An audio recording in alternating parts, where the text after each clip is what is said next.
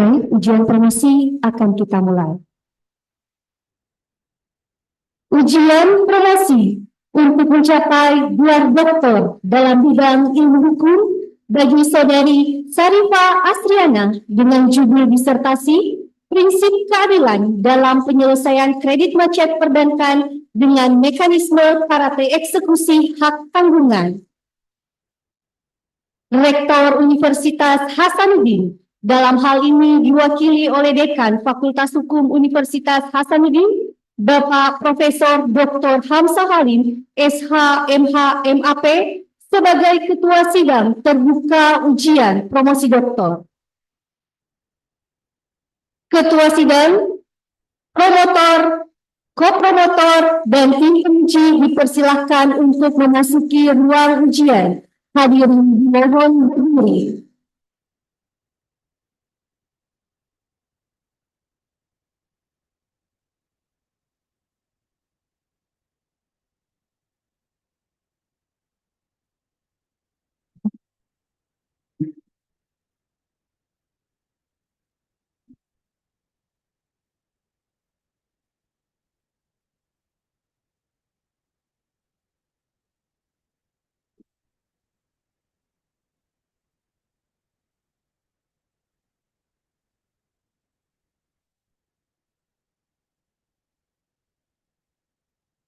Hadirin dipersilahkan duduk kembali.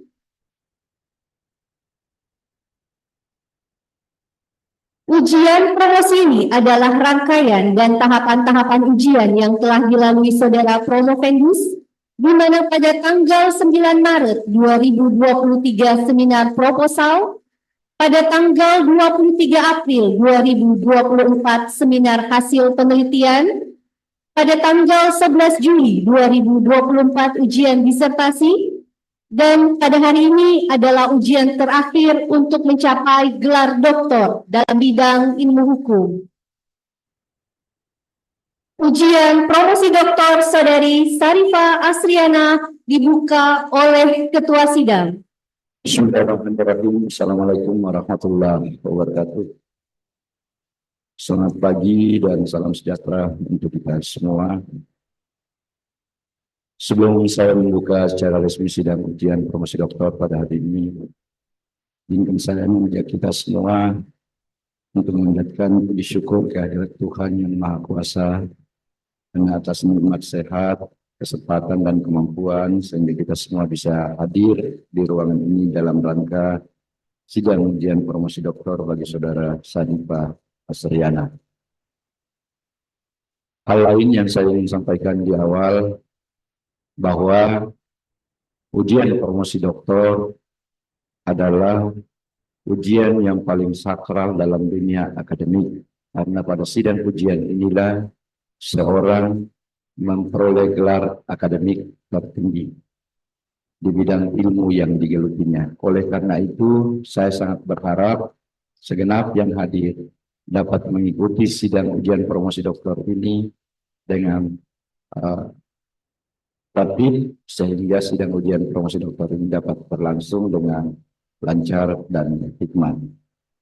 Yang ketiga, bahwa sidang ujian promosi doktor ini diatur dengan peraturan rektor Universitas Hasanuddin yang akan berlangsung tidak lebih dari 120 menit, sehingga saya berharap saudara Promovendus dapat menempatkan waktu dengan optimal yang diberikan, tidak melampaui yang ditetapkan. Begitu juga kepada tim promotor dan tim penilai. Saudara Promovendus, apakah saudara telah siap secara fisik dan mental mengikuti sidang ujian promosi pada hari ini? Baik, atas nama rektor, dengan ini sidang terbuka ujian promosi doktor saudari Sarifah Asriana saya nyatakan dibuka.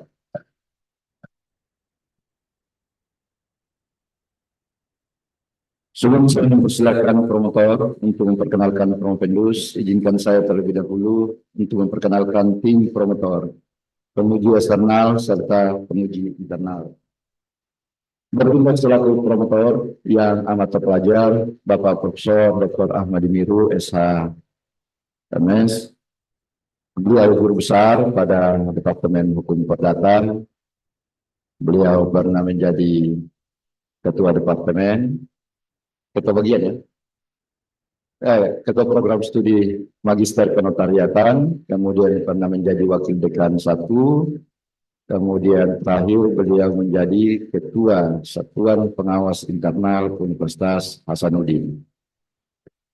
Selanjutnya bertindak selaku kooperator yang amat terpelajar Ibu Profesor Dr. Farida Batutini SHMHum. Beliau dekan 2 periode Fakultas Hukum pada masanya dan saat ini diberi tugas tambahan sebagai wakil rektor bidang sumber daya, sistem informasi dan alumni pada Universitas Hasanuddin. Beliau guru besar pada Departemen Hukum Perdata. Kemudian bertindak selaku kooperator yang amat terpelajar Bapak Profesor Dr. Hasbir Pasarani SHMH. Saat ini beliau diberi tugas tambahan sebagai Ketua Program Studi Magister Ilmu Hukum pada Fakultas Hukum Universitas Hasanuddin dan sebelumnya juga pernah menjabat 2 periode sebagai Ketua Departemen Hukum Masyarakat dan Pembangunan. Dan bertindak selaku penguji eksternal yang saya hormati yang amat terpelajar Bapak Profesor Dr. Suparman Yodo SHMHum. Beliau guru besar pada Fakultas Hukum Universitas Tadulako dan pada masanya beliau pernah menjabat sebagai wakil rektor. Mohon maaf kalau kurang, Prof. Terima kasih atas kehadirannya, Prof. Dan bertindak sebagai penguji yang amat terpelajar Bapak Profesor Dr. Anwar Burahimah SHMH. Beliau pernah menjabat sebagai ketua departemen dan kalau saya tidak salah pernah juga menjabat sebagai ketua Prodi Magister Penotariatan, Laboratorium Hukum Fakultas Hukum UNHAS, dan saat ini beliau diberi tugas yang tidak ringan di Fakultas Hukum UNHAS untuk menertibkan siswa sebagai ketua Komisi Disiplin pada Fakultas Hukum UNHAS. Beliau guru besar pada Departemen Hukum Perdata. Selanjutnya bertindak sebagai penguji yang amat terpelajar Bapak Profesor Dr. Musakir SHMH. Pada masanya beliau pernah menjadi Ketua Departemen Hukum Masyarakat dan Pembangunan dan juga pernah menjadi wakil dekan dan juga pernah menjadi wakil rektor bidang 3 pada waktu itu juga. Dan beliau berusaha pada Departemen Hukum Masyarakat dan Pembangunan. Bertindak selaku penguji yang amat terpelajar Ibu Dr. Roki Deviani SHMH. Beliau Associate Profesor pada Departemen Hukum Perdata dan saat ini kalau saya tidak salah beliau adalah tim ahli di Bank Pembangunan Daerah Sosial Bar. Jadi kalau mau minta uang sama beliau. Dan bertindak selaku penguji yang amat terpelajar Ibu Dr. Aulia Rifai SHMH. Saat ini beliau diberi tugas tambahan sebagai Ketua Departemen Hukum Perdata pada Fakultas Hukum UNHAS. Baik, untuk selanjutnya saya undang dengan hormat promotor yang amat terpelajar Bapak Profesor Dr. Ahmad Miru SHMS untuk memperkenalkan kompetendus kita. Silakan, Prof. Terima kasih. Saya perkenalkan nama kompetendus, nama lengkap Haja Sarifah Asriana SHMH. Tempat dan tanggal lahir Parepare 12 Februari 1986.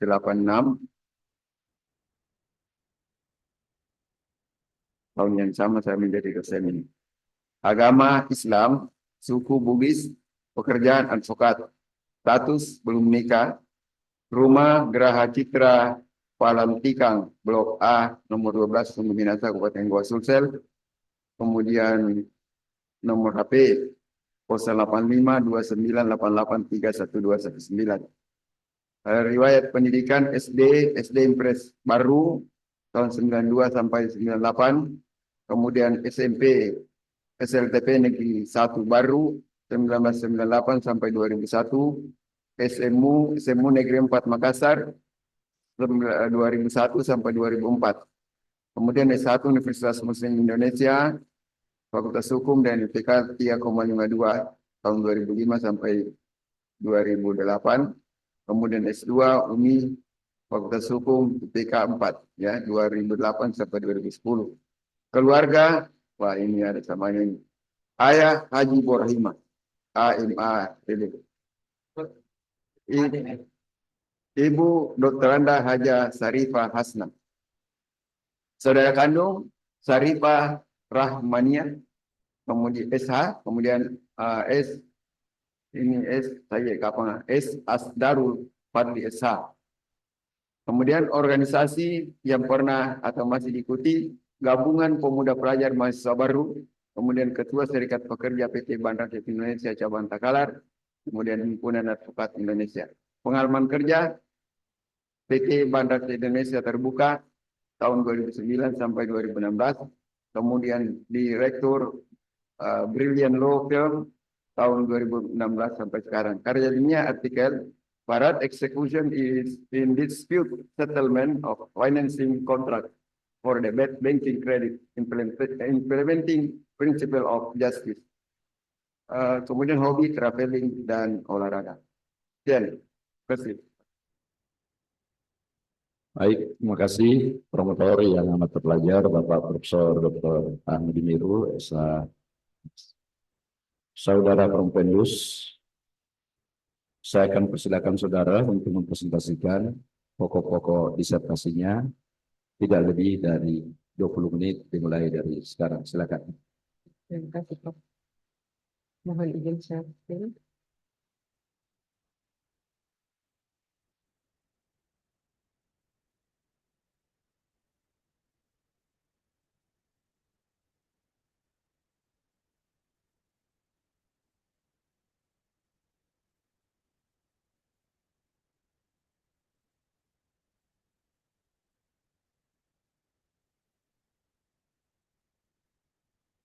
Assalamualaikum warahmatullahi wabarakatuh. Selamat pagi, salam sejahtera untuk kita semua. Salam Om Swastiastu, Namo Buddhaya, salam kebajikan. Penghormatan dan penghargaan yang setinggi-tingginya kepada Ketua Sidang yang terhormat dan amat terpelajar Profesor Dr. Hamzah Halim, SHMH MAP, selaku Dekan Fakultas Hukum Universitas Hasanuddin. Yang terhormat dari tim promotor, penghormatan dan penghargaan setinggi-tingginya Promovendus santurkan kepada tim promotor. Yang terhormat dan amat terpelajar Profesor Dr. Ahmadi Miru, SHMH, selaku promotor. Yang terhormat dan amat terpelajar Profesor Dr. Farida Matitinggi, SHMHUM, selaku co-promotor 1. Yang terhormat dan amat terpelajar Profesor Dr. Hasbil Paserani, SHMH, selaku co-promotor 2. Penghormatan dan penghargaan tinggi-tingginya kepada tim penguji yang terhormat dan amat terpelajar Profesor Dr. Sutarmani Yudo, SHMH. Terima kasih Prof sudah meluangkan waktu pada pagi hari ini. Yang terhormat dan amat sangat terpelajar Profesor Dr. Musakir, SHMH. Yang terhormat dan amat terpelajar Dr. Oki Deviani, SHMH. Yang terhormat dan amat terpelajar Profesor Anwar Burahimah, SHMH. Yang terhormat dan amat terpelajar Dr. Aulia Rifai, SHMH. Pada kesempatan ini izinkanlah Promovendus untuk mempresentasikan judul disertasi yang berjudul Tagihan Kredit Macet Perbankan dalam dengan mekanisme parate eksekusi hak tanggungan. Di dalam penyelesaian kredit perbankan macet perbankan, lembaga perbankan mengenal 3 penyelesaian kredit. Yang pertama dengan parate eksekusi hak tanggungan dengan titel eksekutorial yang terdapat di dalam sertifikat hak tanggungan yang biasa dikenal dengan fiat eksekusi dan penjualan di bawah tangan. Berdasarkan penelitian pendahuluan yang Nulis lakukan di Bank BRI di bagian CRR, parate eksekusi adalah penyelesaian kredit macet yang paling sering dilakukan oleh perbankan. Dasar hukum dari parate eksekusi hak tanggungan ini berada di pasal 6 junto pasal 20 ayat 1 huruf A Undang-Undang Nomor 4 Tahun 1996 tentang hak tanggungan atas tanah, benda beserta benda-benda yang berkaitan dengan tanah. Di dalam pasal 6 ini mengatakan bahwa apabila debitur cedera janji, pemegang hak tanggungan pertama mempunyai hak untuk menjual objek hak tanggungan atas kekuasaan sendiri serta tanpa melalui pelelangan melalui pelelangan umum serta mengambil pelunasan piutang dari penjualan tersebut. Pasal 6 ini memberikan hak kepada kreditor untuk melakukan parate eksekusi hak tanggungan, yang artinya adalah bank tidak perlu lagi meminta persetujuan dari debitur, bank tidak perlu lagi meminta penetapan dari pengadilan. Namun pada kenyataannya, penyelesaian kredit dengan parate eksekusi hak tanggungan ini berbagai permasalahan yang timbul. Salah satunya adalah di antaranya adalah parate eksekusi hak tanggungan memiliki potensi gugatan yang tinggi, tentunya membuat penyelesaian kredit macet menjadi berlarut-larut. Yang kedua, bank akan kesulitan dalam menjual agunan, bahkan berdampak pada menurunnya minat beli masyarakat terhadap agunan yang akan dilelang karena dianggap berpotensi mengandung sengketa. Yang ketiga, gugatan dari pihak ketiga yang mengharuskan bank meminta fiat eksekusi dari pengadilan sebelum bank melakukan parate eksekusi hak tanggungan. Yang keempat, pemenang lelang akan mengalami kerugian apabila tidak dapat menikmati barang jaminan yang dibeli berdasarkan lelang eksekusi karena debitur tidak bersedia mengosongkan objek lelang. Yang terakhir, beberapa kasus bank memasang plang pada jaminan dengan tulisan jaminan ini dalam pengawasan bank yang secara tidak langsung menimbulkan kerugian imaterial terhadap debitur yang merasa nama baiknya dan reputasinya tercemar di mata masyarakat dan rekan bisnisnya. Undang-undang hak tanggungan sebagai ciri yang kuat, mudah, dan pasti dalam pelaksanaan eksekusinya hanya sebatas aturan, namun pada kenyataannya sangat sulit untuk dilaksanakan.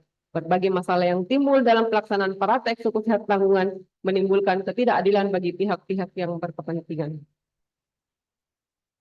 Adapun rumusan masalah dalam penelitian disertasi ini, yang pertama, bagaimanakah makna prinsip keadilan dalam penyelesaian kredit macet pada lembaga perbankan dengan mekanisme parate eksekusi hak tanggungan. Yang kedua, bagaimanakah implementasi penyelesaian kredit macet pada lembaga perbankan dengan mekanisme parate eksekusi hak tanggungan. Dan yang ketiga adalah bagaimanakah konsep penyelesaian kredit macet pada lembaga perbankan berdasarkan prinsip keadilan. Penelitian disertasi ini berangkat dari 3 pembanding. Yang pertama, di tahun 2021, Rasman Habeahan dari Universitas Pasundan dalam disertasinya yang berjudul Perlindungan Hukum bagi Kreditor dan Debitur dalam Perjanjian Kredit Perbankan dengan Hak Tanggungan dihubungkan dengan lelang melalui parate eksekusi dalam perkembangan ekonomi. Yang kedua, di tahun 2019, Burhan Sidaba Riba dari Universitas Gadjah Mada dalam disertasinya yang berjudul Perlindungan Hukum terhadap para pihak dalam pelaksanaan lelang eksekusi hak tanggungan.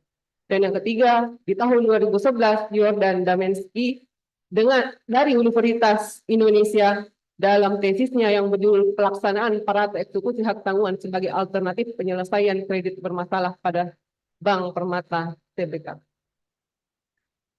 Penelitian disertasi ini berbeda dengan penelitian disertasi sebelumnya. Di dalam penelitian disertasi ini, penulis menitik beratkan pada makna prinsip keadilan dalam penyelesaian kredit macet pada lembaga perbankan dengan mekanisme hak tanggungan, implementasi penyelesaian kredit macet pada lembaga perbankan dengan mekanisme parate eksekusi hak tanggungan, serta konsep penyelesaian kredit macet pada lembaga perbankan berdasarkan prinsip keadilan. Landasan teori yang penulis gunakan dalam penelitian disertasi ini, yang pertama teori keadilan, yang kedua teori kepastian hukum, dan teori sistem hukum. Judul, prinsip keadilan dalam penyelesaian kredit macet perbankan dengan mekanisme parate eksekusi hak tanggungan. Berangkat dari 3 variabel, dengan variabel yang pertama, makna prinsip keadilan dalam penyelesaian kredit macet perbankan dengan mekanisme parate eksekusi hak tanggungan dengan terdiri dari 2 indikator. Yang pertama, faktor penyebab terjadinya kredit bermasalah, restrukturisasi kredit perbankan sebagai perwujudan dari makna prinsip keadilan. Sementara dari variabel yang kedua, implementasi penyelesaian kredit macet pada lembaga perbankan dengan mekanisme parate eksekusi hak tanggungan dengan 2 indikator. Yang pertama, penyelesaian kredit macet perbankan dan lelang eksekusi hak tanggungan. Dengan variabel yang ketiga, konsep penyelesaian kredit macet perbankan berdasarkan prinsip keadilan, di mana indikator yang pertama, faktor-faktor yang menyebabkan pelaksanaan parate eksekusi hak tanggungan pada lembaga perbankan belum memenuhi prinsip keadilan.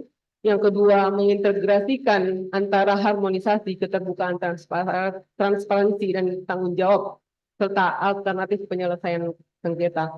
Dari ketiga variabel dan beberapa indikator tersebut diharapkan dapat mewujudkan prinsip keadilan dalam penyelesaian kredit macet di lembaga perbankan.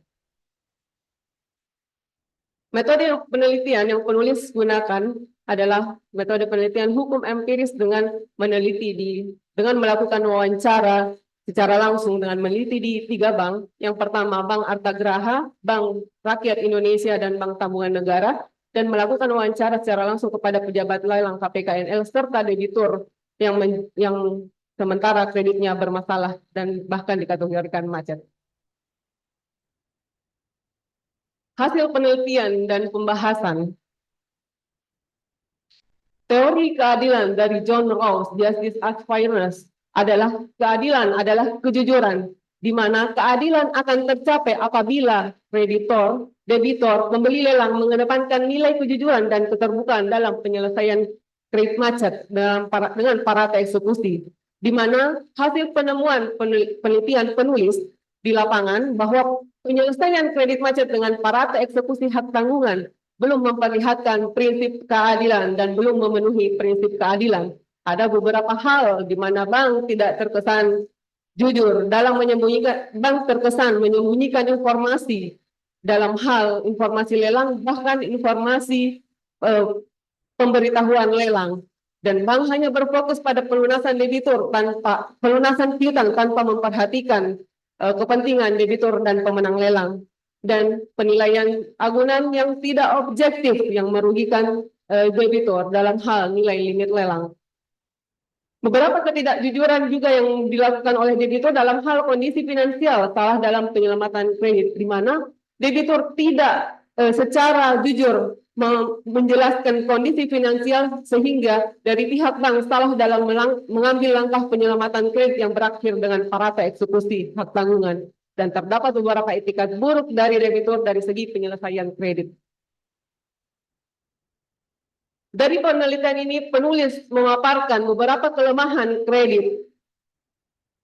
kelemahan penyelesaian kredit macet perbankan dengan mekanisme parata eksekusi hak tanggungan, dengan penulis membagi dalam 3 kelemahan bagi kreditur itu sendiri. Adanya gugatan perlawanan yang diajukan debitur yang menjadi pokok perkaranya adalah terkait dengan pelaksanaan lelang kredit macet yang dilaksanakan sebelum jatuh tempo dan harga yang limit yang terlalu rendah.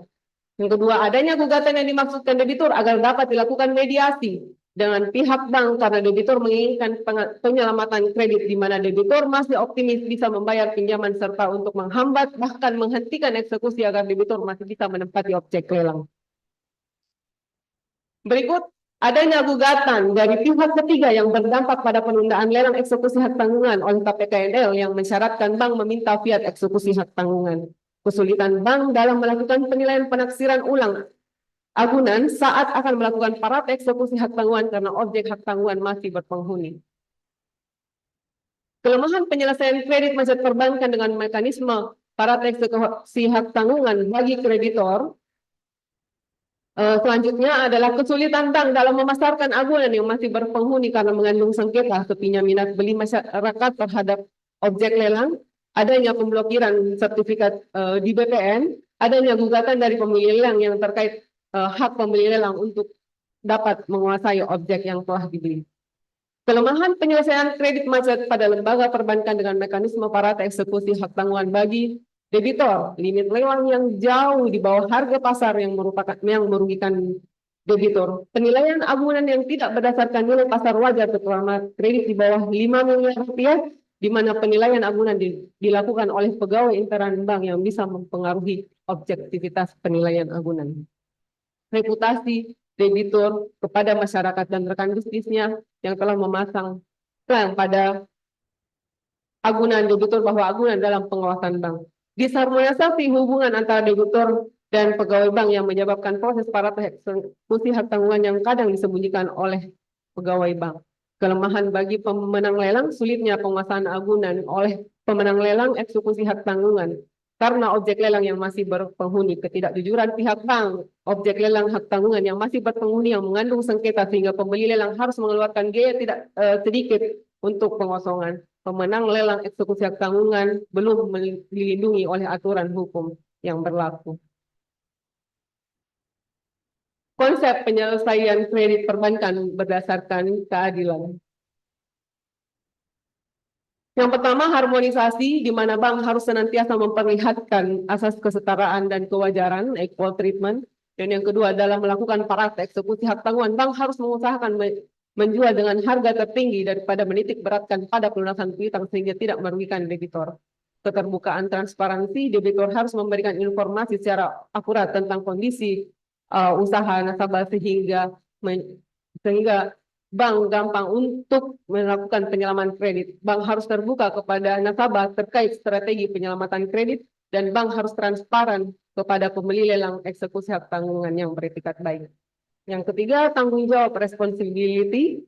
Bank harus menetapkan tanggung jawab kepada penaksir yang memiliki ukuran kinerja untuk melakukan penaksiran intern yang agar penaksir bisa melakukan penilaian agunan dengan objektif. Bank harus bertindak sebagai good corporate citizen, perusahaan yang baik, termasuk peduli terhadap kepentingan debitur. Yang terakhir, penyelesaian alternatif sengketa. Untuk mewujudkan prinsip keadilan dalam penyelesaian kredit macet lembaga perbankan diperlukan aturan perlu dibuat aturan mengenai alternatif penyelesaian sengketa. Kesimpulan, penyelesaian kredit macet pada lembaga perbankan dengan mekanisme parata eksekusi hak tanggungan belum memenuhi prinsip keadilan baik dari sisi debitur, kreditur maupun pemenang lelang. Hal ini tercermin dengan banyaknya masalah yang timbul dari pelaksanaan parata eksekusi hak tanggungan. Yang kedua, implementasi hak tanggungan tidak berjalan dengan efektif dan efisien. Perlindungan kepentingan kreditor, debitur, dan pemenang lelang eksekusi hak tanggungan tidak dapat terpenuhi karena banyaknya permasalahan dalam parata eksekusi hak tanggungan. Dan masalah yang paling banyak terjadi dalam pelaksanaan parata eksekusi hak tanggungan adalah harga limit objek lelang yang terlalu rendah dan di bawah nilai pasar wajar. Konsep penyelesaian kredit macet di lembaga perbankan berdasarkan keadilan adalah dengan mengintegrasikan harmonisasi, keterbukaan, dan tanggung jawab antara kreditur dan debitur serta mengedepankan nilai kejujuran dengan mengambil langkah alternatif penyelesaian sengketa sebagai langkah terbaik untuk mencapai kesepakatan untuk melahirkan balance of justice bagi kreditor dan debitur. Sampailah kepada saran yang ditawarkan oleh penulis. Yang pertama, perlu adanya resolusi yang menjamin bahwa kreditor dalam menjalankan parata eksekusi hak tanggungan tetap mempertimbangkan harga tertinggi dari agunan debitur agar debitur tidak dirugikan dengan adanya parata eksekusi hak tanggungan. Saran yang kedua, penilaian agunan kredit di bawah 5 miliar rupiah sebaiknya dilakukan oleh kantor jasa penilaian publik atau KJPP dari sejak awal pemberian kredit karena akan memberikan hasil penilaian yang objektif dan dapat dipercaya dibandingkan penilaian yang dilakukan oleh pegawai intern bank. Dan yang terakhir, perlu dibuat aturan mengenai alternatif penyelesaian sengketa dispute resolution terkait dengan penyelesaian kredit macet sebelum bank melakukan parata eksekusi hak tanggungan dengan cara penyelesaian sengketa melalui pihak ketiga atau mediator untuk membantu kreditor dan debitur mencapai kesepakatan. Baik, terima kasih. Sekian saya kembalikan kepada pimpinan sidang. Baik, terima kasih Saudara Profendus yang telah memanfaatkan waktu dengan sangat efektif dan efisien, hanya 16 menit dari 20 menit yang dialokasikan, sehingga penguji mendapat sumbangan waktu 4 menit untuk digunakan menguji Saudara Profendus. Baik, kesempatan pertama, ini sebelum saya persilakan promotor dan penyangga, sekali lagi saya ingin mengingatkan bahwa sidang ujian ini dibatasi waktunya maksimal 110 menit, sehingga saya berharap setiap tim penilai dapat menggunakan waktu tidak lebih dari 5 menit, dikecualikan penguji eksternal, namun tetap saya memohon untuk menyesuaikan waktu.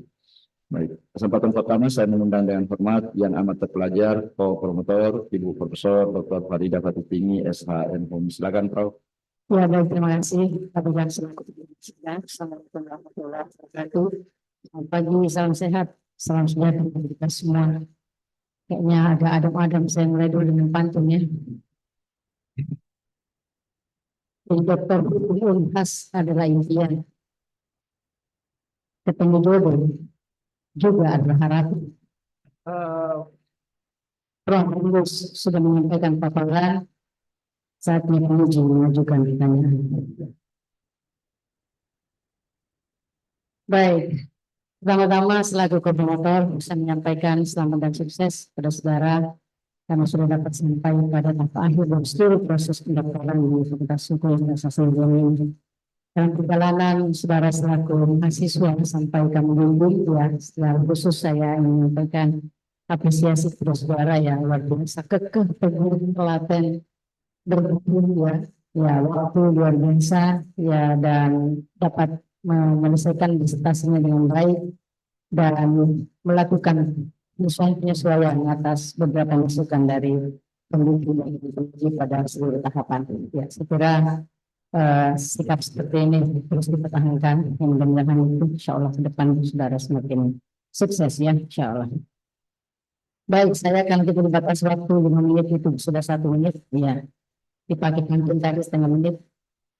Singkat-singkat saja mungkin supaya audiens juga tahu tadi belum memperoleh penjelasan. Parata eksekusi itu apakah sebenarnya? Baik, Singkat aja jawab. mohon izin Prof. Parata eksekusi adalah pelaksanaan eksekusi yang dilakukan tanpa melibatkan pengadilan.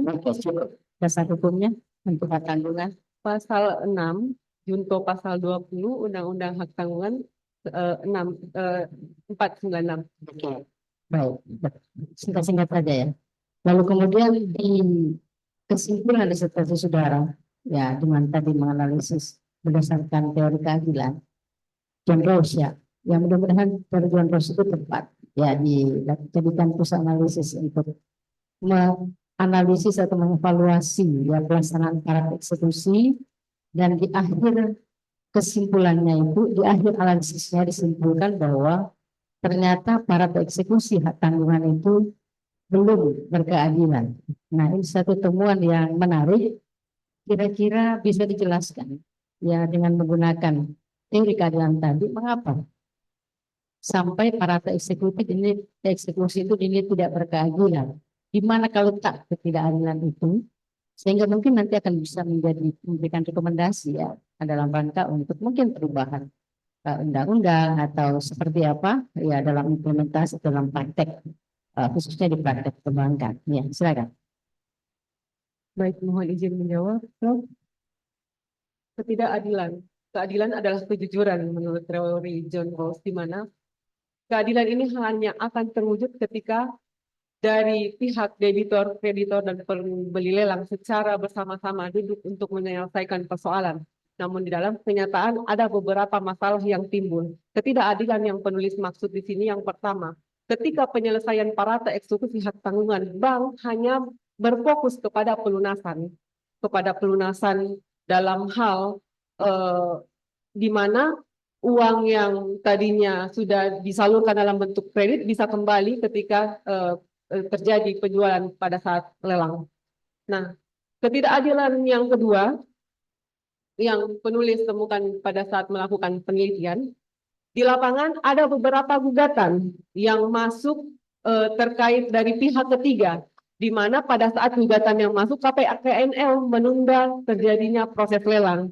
Jadi lelang ini tertunda karena adanya gugatan masuk sehingga bank diminta oleh KPKNL untuk meminta flat eksekusi terlebih dahulu sebelum melakukan parata eksekusi. Jadi kalau kita berpikir bahwa parata eksekusi siap di tangan, di mana letak parata eksekusinya ketika misalkan harus masih meminta fiat eksekusi dari pengadilan. Nah, untuk pembeli lelang itu sendiri, ada beberapa pembeli lelang yang belum bisa menikmati objek lelang yang sudah dibeli karena memang lelang masih berpenghuni, di mana debitur tidak ingin keluar dari objek lelang dan bisa. Oke, cukup ya. Ya, jadi karena sudah hampir 5 menit. Ya, jadi sebenarnya para eksekusi memang diletakkan untuk memberikan kemudahan ya atau prioritas kepada kreditur preferen ya agar dapat melaksanakan hak-haknya manakala debitur tidak janji, khususnya debitur yang tidak beretikat baik. Sebenarnya di situ ya. Jadi wajar saja kalau kreditur akhirnya mengedepankan aspek bahwa harus dikembalikan atau pelunasan utangnya. Tapi nanti hal-hal lain yang terkait dengan itu nanti di dalam oleh penelitian lain. Terima kasih. Assalamualaikum warahmatullahi wabarakatuh. Saya kembalikan. Waalaikumsalam warahmatullahi wabarakatuh. Terima kasih Co-promotor yang amat terpelajar Ibu Profesor Dr. Farida Batubini SHM yang telah menyempatkan waktu dengan efektif dan efisien, dan saya kira pertanyaan-pertanyaan beliau sebenarnya intinya adalah bagaimana Anda mengeluarkan pandangan-pandangan Anda terkait dengan apa yang ditanyakan supaya layak menyimak. Itulah tugasnya promotor dan co-promotor. Beliau sudah melaksanakan dengan sangat baik. Baik, kesempatan berikutnya saya mengundang dengan hormat co-promotor yang amat terpelajar Bapak Profesor Dr. Hasbir Pasarani SHMH. Silakan Profesor. Terima kasih pimpinan sidang Pak Profesor Dr. Hamzah Halim SHMH MAB, Dewan Penguji yang saya hormati, penguji internal dan eksternal, terus pada Prof. Manjudo, dan para hadirin yang saya muliakan. Saudara Promovendus, persoalan kredit macet,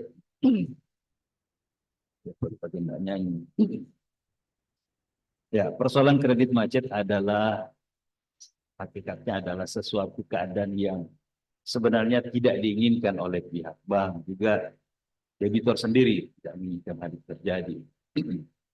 Oleh karena itu, persoalan kredit macet ini saya kira semua bank itu mengalami hal yang seperti itu. Cuma terkadang itu ditutupi tanda petik. Nah, karena bagaimanapun kredit macet ini akan berdampak pada persoalan kredibilitas atau bonafidilitas suatu bank. Ya. Dan itu akan juga mempengaruhi kepercayaan masyarakat untuk menyimpan bank uangnya di bank. Nah, lalu menurut saudara, kira-kira apa yang Promovendus ingin sampaikan kepada pihak bank agar kredit macet itu tidak terjadi atau setidak-tidaknya diminimalisir? Karena ini menyangkut masalah fidusiari atau kepercayaan masyarakat terhadap bank tersebut. Ya, sebagai peneliti, kira-kira apa yang Anda ingin sampaikan atau informasikan kepada pihak bank? Silakan. Baik, mohon izin menjawab, Prof.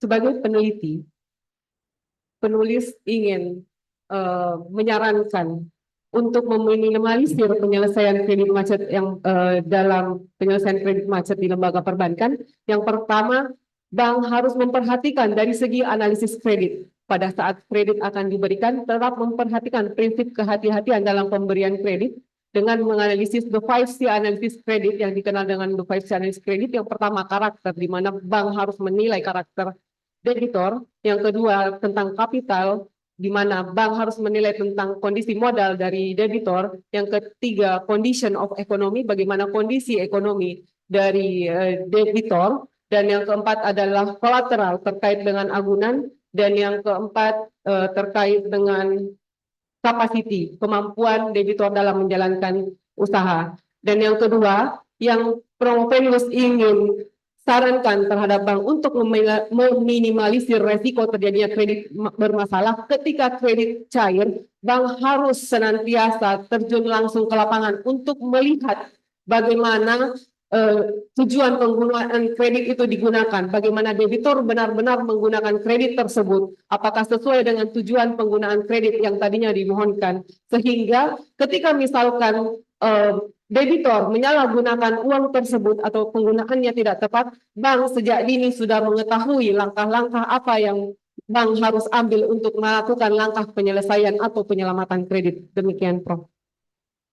Ya. Jadi memang yang selama ini mungkin sering dilupakan bahwa kredit itu begitu cair, dikira berhenti sampai di situ. Padahal bank itu seharusnya selalu melakukan pemantauan atau pengawasan apakah kredit yang dicairkan itu sesuai dengan peruntukannya. Karena tidak sedikit atau banyak hal terjadi kredit macet karena persoalan berbeda yang dimohonkan, berbeda juga peruntukan setelah cair.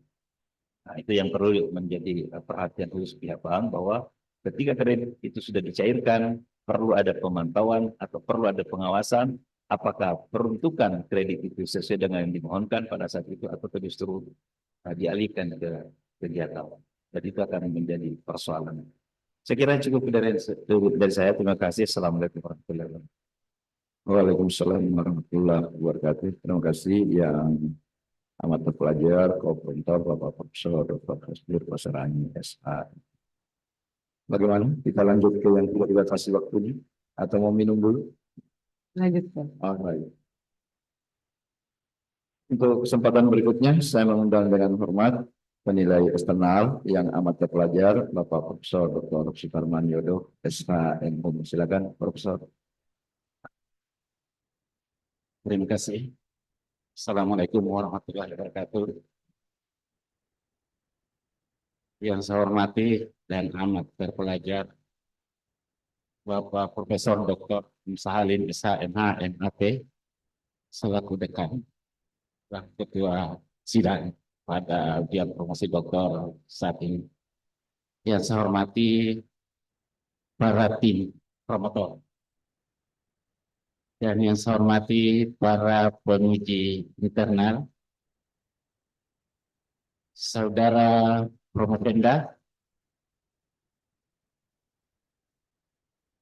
Tadi beberapa penguji sebelumnya telah menanyakan beberapa hal.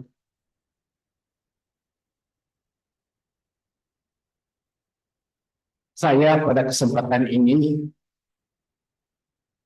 menyampaikan bahwa Promopenda dalam disertasinya itu menggunakan landasan teori keadilan, teori kepastian hukum, dan teori sistem hukum.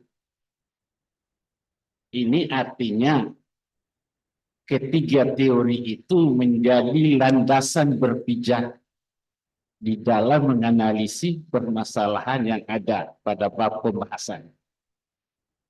Namun pada kesempatan ini saya hanya mau melihat bagaimana kedudukan atau eksistensi teori kepastian hukum berkenaan dengan disertasi Anda. Konkretnya pertanyaan saya, bagaimana Promopenda melihat salah satu permasalahan yang ada berdasarkan teori kepastian hukum itu? Saya persilakan. Baik, Prof. Tentang kepastian hukum, di mana pelaksanaan parata eksekusi hak tanggungan adalah salah satu penyelesaian sengketa dalam penyelesaian kredit bermasalah, maka dengan dilakukannya penyelesaian kredit dengan parata eksekusi hak tanggungan itulah untuk memperoleh kepastian hukum itu sendiri. Demikian. Ya, jadi saya tidak lagi bertanya tentang soal teori keadilan karena sebelumnya sudah dipertanyakan. Awalnya saya merencanakan tanya itu juga, tapi akhirnya ya tanya yang lain. Hal berikutnya yang saya ingin juga pertanyakan kepada saudara Promopenda, dalam disertasi Anda membuat pernyataan yang mengungkapkan penyelamatan kredit bermasalah merupakan perwujudan dari makna prinsip keadilan. Perwujudan makna prinsip keadilan. Pertanyaannya, keadilan yang dimaksud tentulah keadilan bagi semua pihak, debitor dan kreditor. Pertanyaan yang saya maksud, mengapa Promopendus bisa menyatakan seperti itu? Pertanyaan berikutnya, apabila upaya penyelamatan kredit gagal, apakah itu masih bisa dikatakan sebagai perwujudan dari prinsip keadilan? Silakan. Baik, Prof. Terima kasih. Penyelamatan kredit sebagai makna perwujudan dari makna prinsip keadilan dalam hal ini, sebelum bank melakukan parata eksekusi hak tanggungan, sebelumnya ada yang dinamakan penyelamatan kredit, di mana penyelamatan kredit ini merupakan sebuah proses penyelamatan di mana ketika kredit nasabah bermasalah, bank melakukan penyelamatan dengan tiga syarat. Yang pertama, ketika nasabah memiliki etikat yang baik untuk menyelesaikan Yang kedua, ketika masih memiliki usaha yang masih berjalan. Dan yang ketiga, masih memiliki laba dalam usaha tersebut. Namun di dalam prosesnya, bank dalam hal ini menyatakan bahwa kami akan memberikan hak kepada debitur, di mana debitur masih bisa memperoleh penyelamatan kredit sehingga debitur masih bisa melangsungkan usahanya. Nah, di sini ada proses yang terjadi. Proses-proses inilah yang harus dikaitkan dengan keadilan, di mana terdapat ketidakjujuran yang menyebabkan kegagalan dari penyelamatan kredit. Terdapat ketidakjujuran baik dari segi kreditor dan debitor. Dalam hal ketidakjujuran dari hal kreditor, di mana kreditor benar-benar hanya sekedar formalitas untuk menyelesaikan kredit tanpa mempertimbangkan kondisi ke depan usaha nasabah. Nah, sementara dalam hal debitor, karena memang debitor tidak jujur, tidak benar-benar jujur tentang kondisi finansial usaha, tentang kondisi finansial, kondisi usaha, sehingga bank tidak tepat dalam mengambil langkah penyelesaian kredit, sehingga kredit berdampak pada kredit macet dan berdampak kepada penyelesaian kredit dengan parata eksekusi hak tanggungan, sehingga perwujudan dari penyelesaian kredit merupakan perwujudan dari makna prinsip keadilan terkadang tidak terpenuhi. Demikian, Prof. Jadi kalau saya mungkin sedikit mengoreksi, karena ketika penyelamatan kredit itu tidak tercapai, apalagi seperti apa yang Anda katakan, berarti makna penyelesaian kredit berdasarkan prinsip keadilan itu tidak tercapai. Jadi saya kepingin mengoreksi sedikit, seharusnya penyelamatan kredit bermasalah merupakan perwujudan dari usaha untuk mendapatkan prinsip keadilan. Terima kasih, saya kira demikian Pimpin sudah. Terima kasih. Terima kasih yang amat terpelajar, penilai eksternal Bapak Profesor Dr. Suparman Yodo, SHM yang sangat bijak sekali. Meskipun tadi saya katakan tidak dibatasi waktunya, tetapi saya yakin yang hadir di ruangan ini terlalu banyak yang pakai kerudung. Saya yakin doanya semua ini sampai pertanyaan beliau tidak panjang gitu. Terima kasih Profesor. Baik, kesempatan selanjutnya saya mengundang dengan hormat yang amat terpelajar Bapak Profesor Dr. Anwar Ibrahimah, SHMH. Silakan Prof. Terima kasih pimpinan. Bismillahirrahmanirrahim. Assalamualaikum warahmatullahi wabarakatuh. Selamat pagi, salam sejahtera buat kita semua. Yang saya hormati Dekan Fakultas Hukum UNHAS, Profesor Dr. Hamzah Halim, SHMH MAT, Informator, Profesor Dr. Ahmad Nurul, Profesor Dr. Adita Patiking, dan Profesor Dr. Hasbir, tim penguji terutama penguji eksternal, Profesor Dr. Sudarman Nurul, Profesor Dr. Musakir, Ibu Dr. Oki Bibiani, dan Ibu Dr. Aulia Rai, Saudara Promotengus dan seluruh hadirin yang saya hormati. Tadi sudah banyak ditanyakan oleh penguji. Tapi saya ingin sedikit mengoreksi atau mungkin minta klarifikasi ya kalau tidak ingin disebut koreksi. Sepertinya tadi saudara menyamakan antara fiat eksekusi dengan parat eksekusi, atau seolah-olah parat eksekusi itu adalah kelanjutan dari fiat eksekusi. Mohon dijelaskan. Baik, Prof.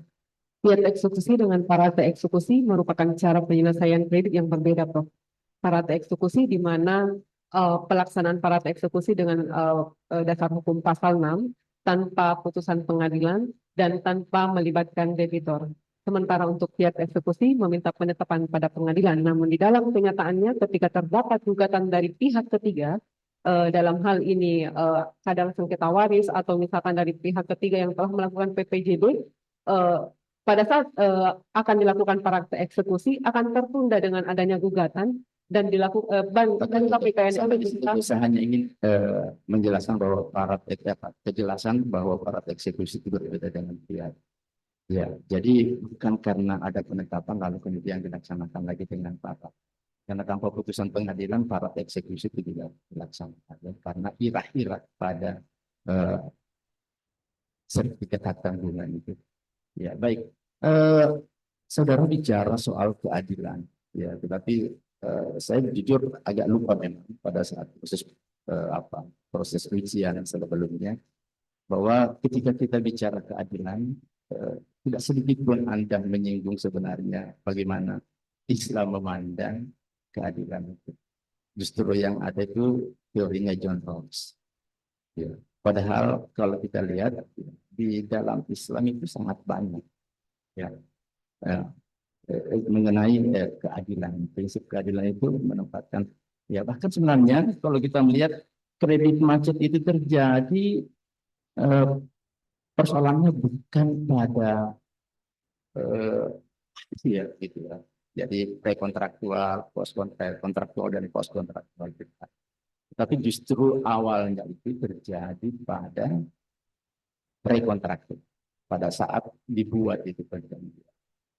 Kenapa seperti itu? Karena kita tidak mengikuti penuntun yang ada. Dengan jelas tuntunan ada di Al-Baqarah 282. Tadi saya buka-buka itu. Ya. Nah, kenapa? Selama ini prakteknya, kalau orang mau meminjam kredit, siapa yang membuat kontrak? Siapa yang menulis kontrak? Karena itu standar kan? Siapa yang menentukan isi kontrak? Dalam hal ini Bang Prof. Oke.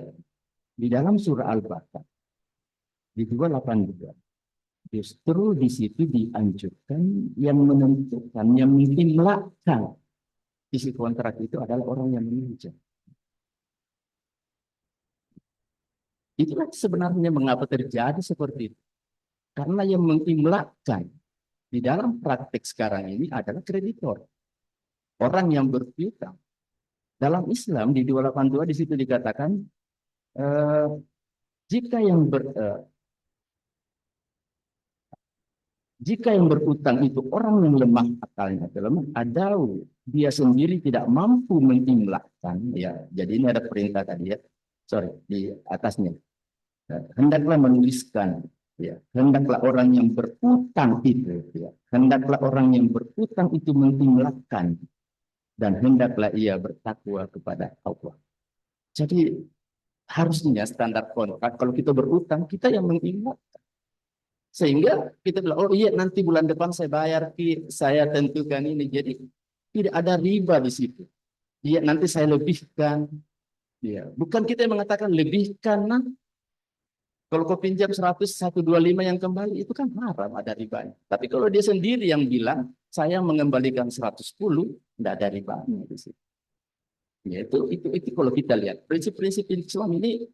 Bicara di 282 ini kan bicara setelah di atasnya itu bicara soal riba. Ya, wa halallahu al-bai' wa harramur riba. Ya, jadi itu ya prinsipnya saya melihat di situ ya. Ada ketidakadilan. Berikut yang terakhir ya karena saya dikejar waktu. Apakah sudah tepat istilah eksekusi di dalam undang-undang hak tanggungan itu? Dan apakah semua kredit macet harus diselesaikan dengan syarat eksekusi atau fiat eksekusi? Silakan.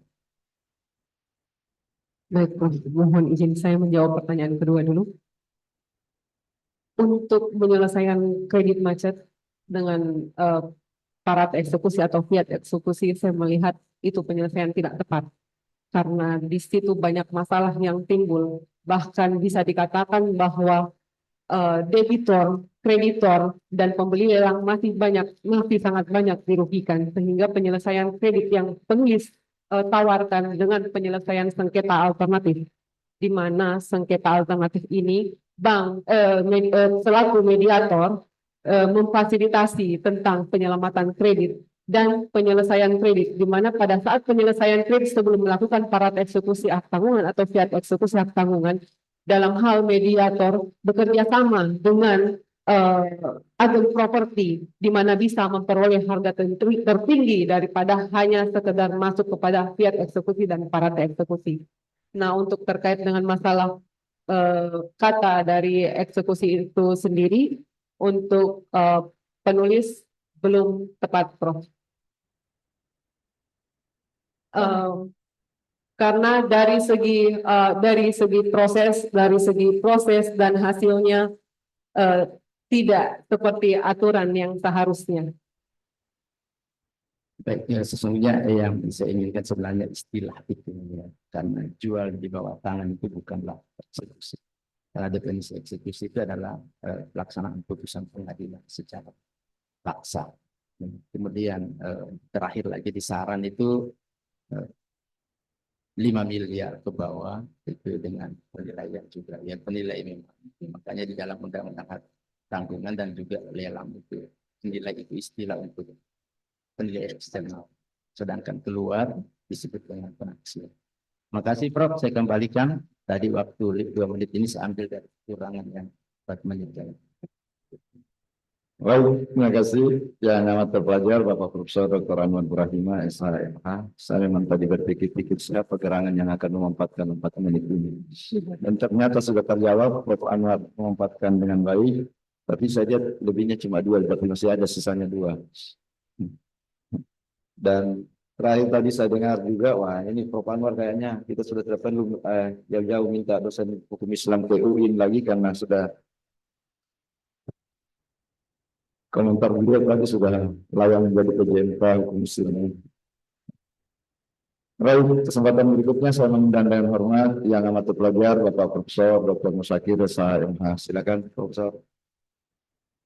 Bismillahirrahmanirrahim. Assalamualaikum warahmatullahi wabarakatuh. Waalaikumsalam. Salam sejahtera buat kita semua.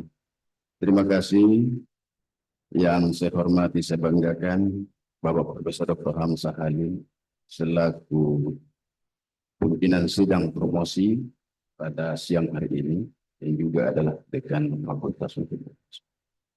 Yang saya hormati, saya banggakan tim promotor dan co-promotor dan tim penilai baik penilai eksternal maupun penilai internal yang tidak perlu saya sebutkan satu persatu karena terbatasnya waktu. Sementara pertanyaan saya banyak.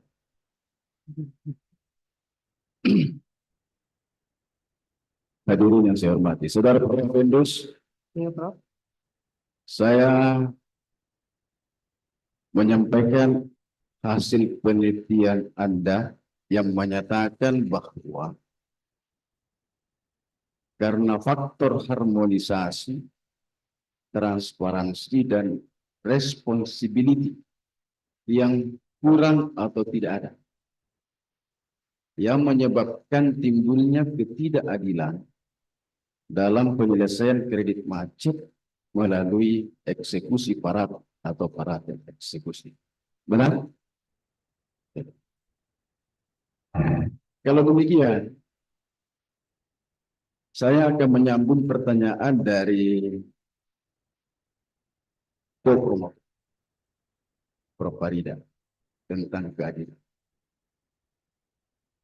Anda menyatakan dan sebagai novel di dalam disertasi ini bahwa baik debitor, kreditor maupun pemenang lelang itu mengalami ketidakadilan. Kan Anda mengatakan tidak terpenuhinya keadilan bagi mereka, berarti itu mereka mengalami ketidakadilan. Benar? Saya ingin mendengar sekali lagi secara singkat karena waktunya singkat. Di mana letak ketidakadilan bagi debitor? Di mana letak ketidakadilan bagi kreditor? Dan di mana letak ketidakadilan bagi pemberi lelang? Silakan. Baik, mohon izin menjawab, Prof. Ketidakadilan bagi kreditor yang pertama terkait dengan gugatan yang masuk di pengadilan sehingga proses parata eksekusi hak tanggungan ini harus tertunda yang mengakibatkan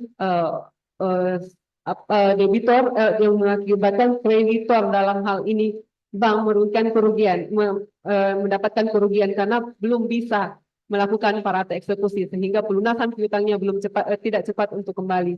Bagi kreditor itu sendiri terkait dengan harga limit yang rendah, terkadang penilaian bagi debitor. Ya. Jadi harga limit lelang yang rendah, penilaian limit lelang yang rendah yang berpengaruh kepada penjualan lelang sehingga hasil penjualan lelang selalu lebih rendah dari nilai pasar wajar. Terkait dengan pembeli lelang itu sendiri, terkadang pembeli lelang sudah membeli objek hak tanggungan namun tidak bisa menempati objek hak tanggungan tersebut karena masih dikuasai oleh debitur sehingga masih harus mengeluarkan biaya yang cukup besar untuk pelaksanaan eksekusi di pengadilan. Pertanyaan berikut. Apakah kredit bermasalah bisa langsung dilakukan parate eksekusi? Kredit bermasalah bisa ketika nasabah tidak memiliki 3 syarat yang dilakukan penyelamatan. Dengarkan baik-baik pertanyaan saya. Apakah kredit bermasalah bisa langsung dilakukan parate eksekusi? Yang dilakukan parate eksekusi adalah kredit macet, bagian dari kredit. Kalau begitu, apa bedanya kredit bermasalah dengan kredit macet? Baik, mohon izin menjawab, Prof. Kredit bermasalah, kolektibilitas kredit terdapat 5 kolektibilitas. Yang pertama lancar, yang kedua diragukan, yang ketiga kurang lancar, yang keempat, yang kedua dalam perhatian khusus, mohon maaf, dalam perhatian khusus, yang ketiga kurang lancar, yang keempat diragukan, dan yang kelima macet. Yang pertama dan yang kedua masuk dalam performing loan, dan yang ketiga kurang lancar, diragukan, dan macet ini adalah masuk non performing loan, di mana ini adalah kredit bermasalah. Jadi kredit bermasalah masuk pada kolektibilitas 3, sementara kredit macet masuk kepada kolektibilitas 5, dan kredit macet bagian dari kredit bermasalah. Berarti tidak semua bisa dilakukan parate eksekusi. Iya, Prof. Baik, terima kasih. Saya kembalikan kepada pimpinan sidang. Assalamualaikum warahmatullahi wabarakatuh.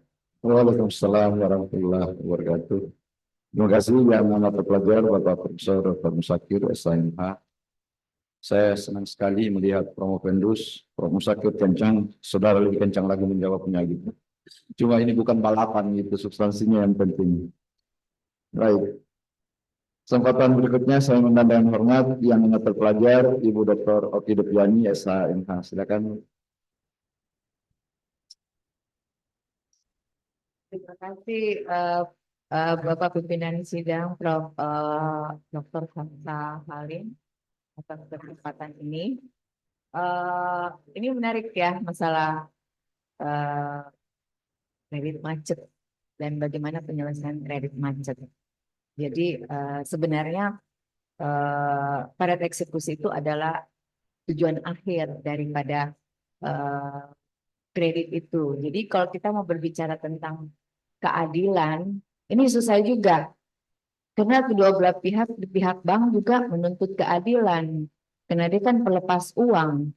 Dia kan berhak untuk pengembalian uangnya. Sehingga dia memberi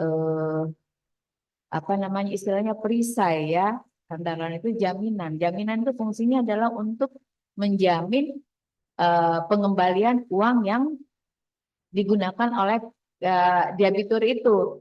Jadi di sini prinsip keadilannya bahwa nasabah juga menuntut dalam hal apa gitu. Ini kan kita kan tahu bahwa penyelesaian kredit macet itu tidak seketika dia sampai ke ujung, sampai ke NPL. Tadi kan ada namanya kolektibilitas 1, call 2, istilahnya call 3, call 4, call 5. Nah, call 5 ini kan di end. Ini baru bisa dilakukan parate eksekusi. Nah, ini kan dari rangkaian ini ada upaya dari bank untuk menyelesaikan kredit macet itu supaya tidak berakhir di pelelangan. Dan itu pun sebenarnya pelelangan itu setelah upaya di bawah tangan. Ya kan biasa kita upaya bawah tangan dulu supaya harga itu tidak jatuh gitu kan, karena tapi kalau kemudian juga bawah tangan juga tidak berhasil, ya akhirnya dilelang. Tapi kan yang terjadi biasanya kalau pelelangan itu harganya agak jatuh. Jadi gimana gitu, maksudnya gimana prinsip keadilannya di sini di mana gitu.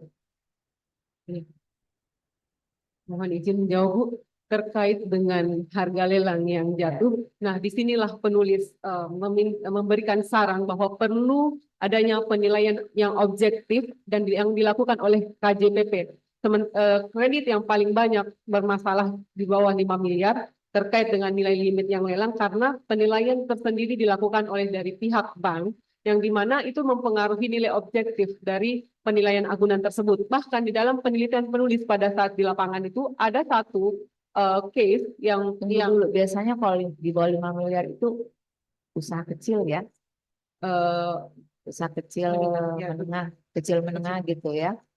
Iya, UMKM jadi kecil menengah lah, karena katanya kalau kecil itu sampai 5 miliar konsepnya. Jadi kalau misalnya dia ini berarti memang terus berapa lagi? banyak penilai. Nah, ada case yang di lapangan penulis melakukan wawancara secara langsung. Pada saat penilaian agunan, agunan tersebut dinilai katakanlah misalkan 500 juta. Berjalan kredit sekitar 3 tahun. 3 tahun waktu itu ada COVID dan segala macam menyebabkan kredit menjadi bermasalah. Pada saat akan dilakukan pelelangan, bank hanya berdasar kepada penilaian 3 tahun sebelumnya. Padahal pada saat penilaian sebelum lelang dilaksanakan itu, rumah sudah berubah, sudah dilakukan renovasi dan segala macam, sehingga berdampak kepada nilai limit lelang yang rendah. Sehingga pada saat pelelangan umum harga sangat jauh di bawah harga pasar wajar. Inilah salah satu ketidakadilan yang terjadi bagi kreditor itu sendiri. Kasuistik, karena tidak semua kasus seperti itu. Karena ada juga kasusnya di mana pihak bank setengah mati untuk mau melelang tapi agak kesulitan. Karena intinya kan di sini dananya bank ini sudah dimanfaatkan oleh nasabah. Dia hanya menuntut supaya pengembalian dananya karena untuk memperkecil nilai kredit macet. Karena sebenarnya bank itu juga kalau terlalu banyak NPL-nya dia berbahaya juga. Dia tidak boleh di atas 5% dari total kredit macetnya gitu. Jadi kalau misalnya ya namanya juga dia ingin mempertahankan ya. Oke, itu satu masalah ya. Jadi sebenarnya intinya adalah bagaimana menyalurkan dana itu dengan prinsip kehati-hatian. Tadi ada salah satu konsep yang ditawarkan adalah harmonisasi dan apa tadi, transparansi dan responsibility. Saya mau tahu seperti apa bentuk daripada responsibility itu. Jadi kalau terus yang anehnya gitu harmonisasi, transparansi, responsibility dan terakhir itu apa namanya, alternative dispute resolution. Alternatif, iya kan, ADR. Jadi dari keempat itu merupakan konsep atau salah satunya gitu. Konsep merupakan konsep yang penulis tawarkan. Konsep ya, aduh masih banyak sebenarnya pertanyaannya. Tapi waktu. Oke, jadi makasih Prof. Ini namanya save by the bell. Baik, terima kasih yang amat terpelajar, Ibu Dr. Rofi Depiani SHM. Tadi Prof. Anwar bilang kalau tidak selesai dalam ruangan, selesaikan di luar, Bu. Saudara Prof. Vendus, tersisa satu penguji. Biasanya yang terakhir itu dua kemungkinan. Kehabisan pertanyaan atau sisanya sekali banyak gitu. Nah, tergantung doanya yang di belakang dan doanya Prof. Vendus. Untuk itu saya mengundang dengan hormat yang amat terpelajar Ibu Dr. Aulia Rifai, SHM. Silakan. Baik, terima kasih yang terhormat Bapak Profesor Dr. Hansa Halim SH, MH, FAP, selaku Ketua Sidang. Yang kami hormati dan amat pelajar Bapak Profesor Dr. Ahmadi Miro, SHMS, Ibu Profesor Dr. Farida Patitinggi, SHMHUM, dan Bapak Profesor Dr. Hasbir Pascarani, SHMH masing-masing, selaku promotor, pro-promotor 1 dan co-promotor 2. Yang saya hormati dan amat terpelajar Bapak Profesor Dr. Sutarman Yodo, SHMH, selaku penguji eksternal. Yang saya hormati dan amat terpelajar Bapak Profesor Dr. Anwar Burahima, SHMH, Bapak Profesor Dr. Musafir, SHMH, dan Ibu Dr. Oki Deviani Burhamsa, SHMH, masing-masing sebagai penilai 1, 2, dan 3. Baik, Saudara Prof. Vendus, saya adalah penilai yang terakhir. Saya tidak akan berpanjang-panjang lagi ya, karena tadi sudah banyak yang ditanyakan oleh para penilai. Saya hanya melihat di dalam naskah yang diberikan kepada kami di sini, Saudara Prof. Vendus menyatakan bahwa ada konsep penyelesaian kredit macet di perbankan itu berdasarkan prinsip keadilan. Nah, pertanyaan saya yang pertama adalah bagaimana cara melaksanakan eh, penerapan dari prinsip keadilan ini.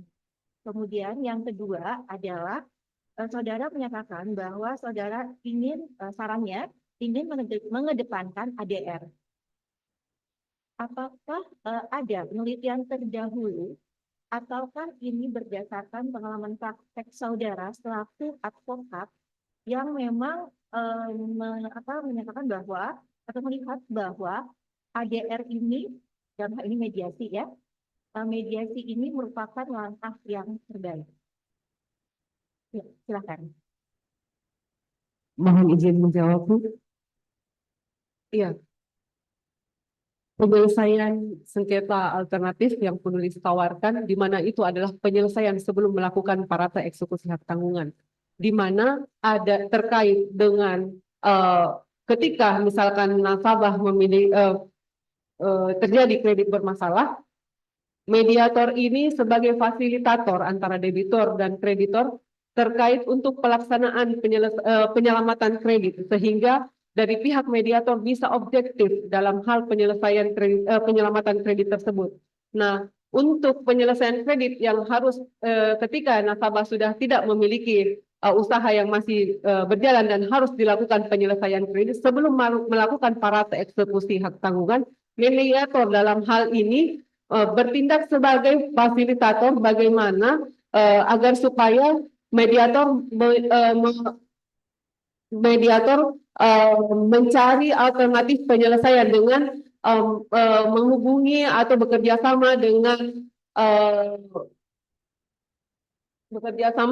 agen properti, sehingga nilai dari objek yang harusnya dijual itu tidak begitu jatuh karena beda antara harga lelang. Ketika orang berpikir tentang harga lelang pasti harga akan jatuh, tetapi ketika harga dari properti itu masih memiliki nilai yang tinggi.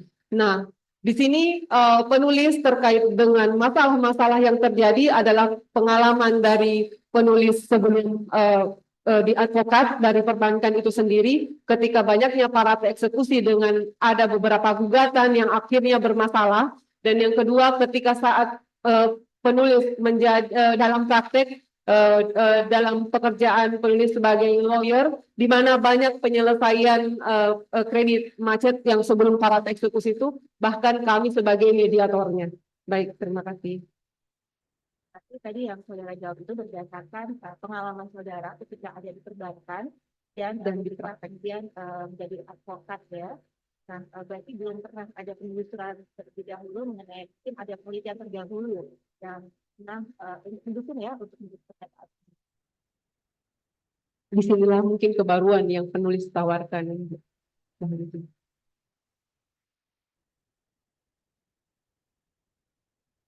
Ya, cukup. Prof, saya serahkan kembali kepada Prof. Terima kasih. Baik, terima kasih yang amat terpelajar Ibu Dr. Aulia Rifai SMH yang menyempatkan waktu dengan sangat efektif dan efisien. Dan terakhir itu tadi memang itu yang selalu ditunggu-tunggu di setiap promosi, apa hal baru yang ditawarkan oleh disertasi hasil penelitian Promovendus. Dan tadi Ibu Dr. Aulia sudah mencoba menggugah itu dan saudara mengungkapkannya gitu. Baik, dengan demikian sisa promotor yang akan merespon segala semua yang berkembang dalam proses ujian ini tadi, dan untuk itu saya mengundang dengan hormat yang amat terpelajar Bapak Profesor Dr. Ahmad Miru SH. Silakan Prof. Terima kasih Ketua yang saya hormati dan tim promotor serta pemuda yang saya hormati. Waktunya menunjukkan tadi saya sudah terpotong sekian. Anda sebagai praktisi perbankan atau mantan praktisi perbankan, kemudian di tim promotor Anda praktisi perbankan dan penguji praktisi perbankan. Ini Prof. Charles ini dengan Ibu Oki dari komite audit bank. Jadi memang tahulah apa-apa yang jadi masalah. Sebagai promotor, tentu sudah banyak tadi pertanyaan yang masuk, ya, dan bisa jawab dengan baik, paling tidak menurut saudara. Ya, walaupun masih ada tanggapan ulang tadi dari nah,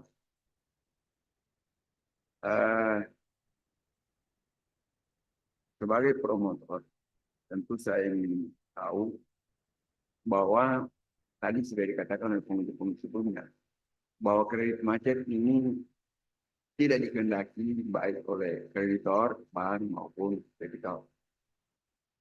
Tentu Anda sudah mengemukakan tadi bahwa ada prinsip, ada 5C, ya, 5C, untuk lebih berhati-hati. Tapi di samping itu ada juga cara pengenalan dini terhadap debitur agar tidak terjadi kredit. Dari segi apa itu pengenalan dini? Tanda-tanda pengenalan diri untuk meminimalisir resiko terjadinya kredit bermasalah terkait dengan kondisi usaha nasabah, dan bisa dikatakan bahwa debitur dalam hal kreditor sebelum memberikan kredit dalam hal ini harus memperoleh informasi yang lebih akurat tentang kondisi usaha, bahkan harus menganalisis tentang networking kapital, aktiva lancar dikurang hutang lancar, di mana hal tersebut bisa memperlihatkan bahwa usaha debitur masih dalam tingkat kesehatan yang layak untuk diberikan pinjaman. 3 hal ya, berkaitan dengan pengenalan diri debitur. Yang pertama, kondisi usaha, di mana ketika seorang analis kredit datang ke usaha debitur, yang pertama harus ditanyakan adalah kondisi usaha terkait dengan piutang. Piutang ini berkenaan dengan apakah memiliki piutang lancar atau piutang yang tak tertagih, karena ketika piutang lancar ini masih bisa memberikan laba yang besar untuk usaha debitur, sementara piutang yang tak tertagih ini bisa berdampak kepada kondisi keuangan. Nah, terkait dengan persediaan barang dagangan, apakah harus kita harus menganalisis dari segi analisisnya, harus mengetahui bahwa apakah barang tersebut adalah modal yang debitur miliki ataukah barang konsinyasi yang hanya dititipkan oleh debitur. Dan yang terkait dengan karakter yang paling penting adalah debitur harus diketahui secara jelas apakah debitur secara loyal atau mungkin dalam kesehariannya bisa mabuk atau judi, itu juga bisa mempengaruhi. Demikian. Jadi secara garis besar ada financial statement, manajemen dan operasional. Saya kira Anda sudah menjawab dari sekian.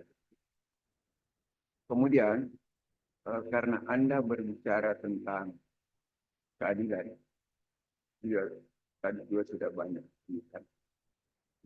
Maka yang saya tanyakan, apa yang paling tidak adil dalam kredit perbankan dan apa solusi yang Anda tawarkan supaya bisa mengakhiri permasalahan-permasalahan yang ada.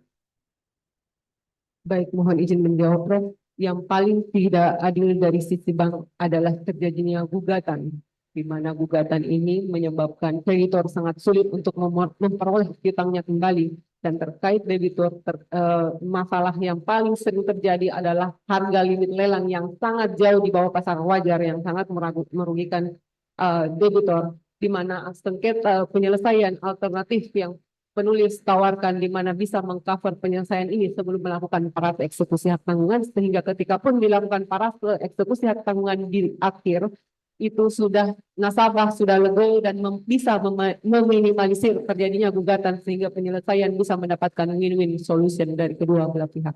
Terima kasih. Terakhir, ini berkaitan dengan nama Anda yang diawali dengan tarif. Coba kemukakan kepada saya.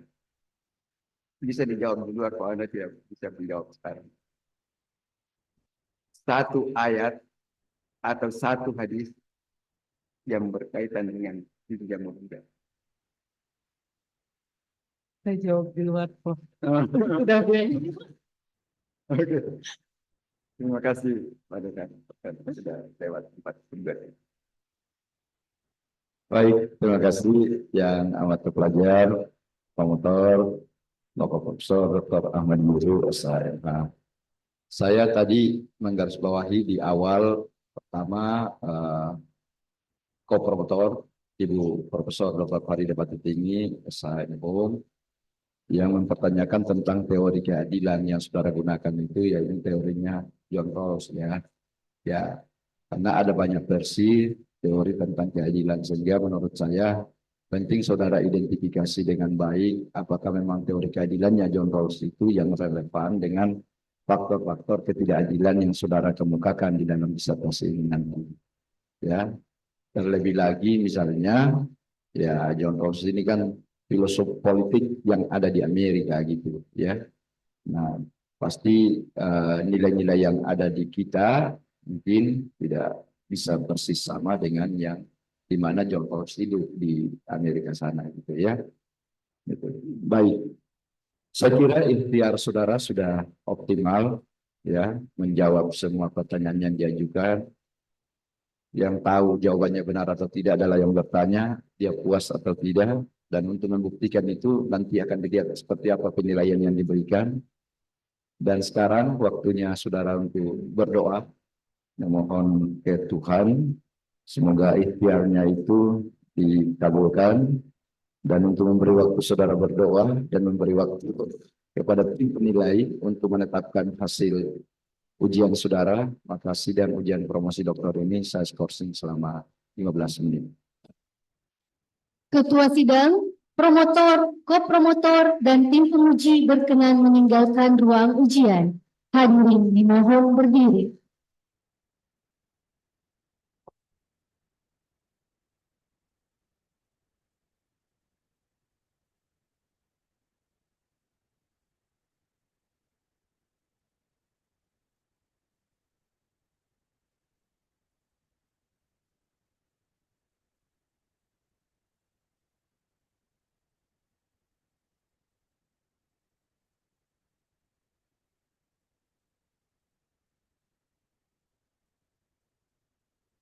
Hadirin dipersilahkan duduk kembali. Ketua sidang, promotor, ko-promotor, dan tim penguji dipersilahkan memasuki ruang ujian. Hadirin dimohon berdiri.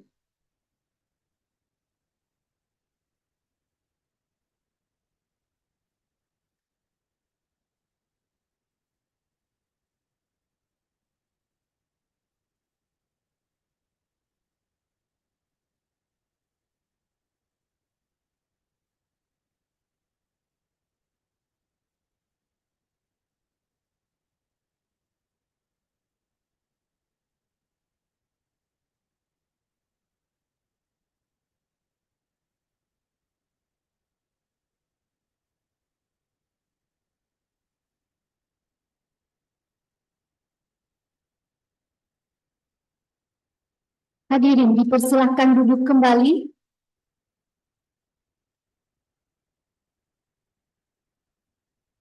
Sidang ujian promosi doktor dibuka kembali oleh Ketua Sidang. Sidang ujian promosi doktor saya buka kembali. Pembacaan yudisium oleh Ketua Sidang.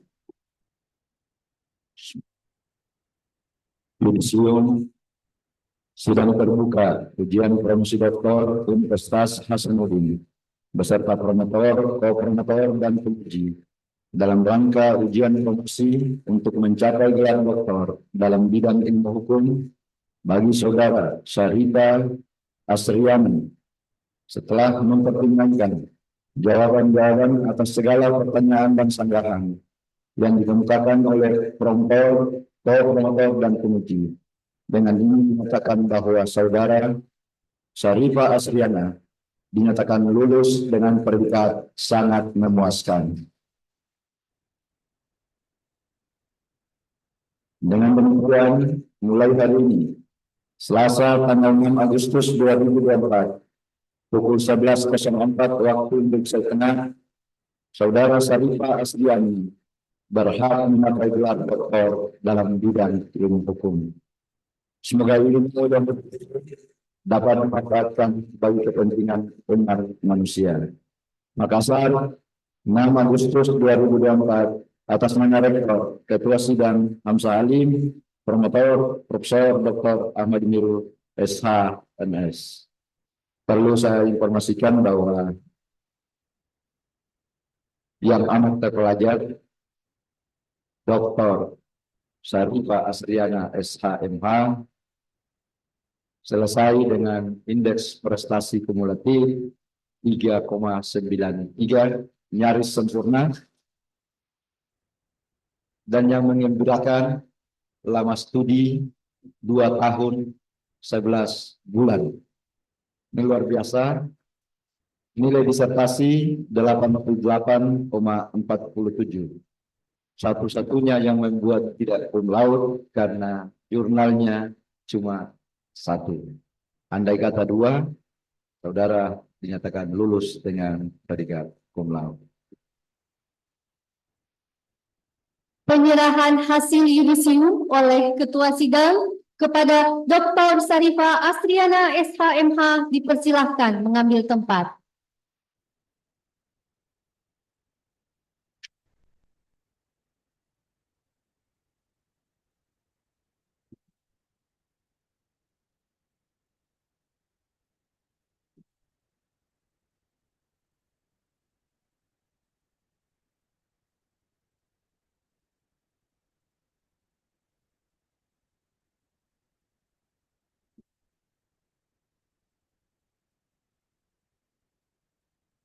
Atas nama institusi dan mewakili segenap yang ada di depan ini, saya ingin menyampaikan selamat atas pencapaian gelar akademik tertinggi doktor dalam bidang ilmu hukum bagi saudara yang amat terpelajar, Dr. Sarifah Asriana SHMH.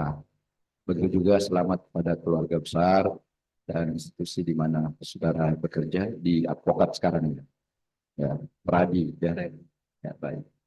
Tentu dengan kapasitas doktor yang saudara miliki, insya Allah itu akan menambah kualitas dan kiprah saudara di luar sana nantinya.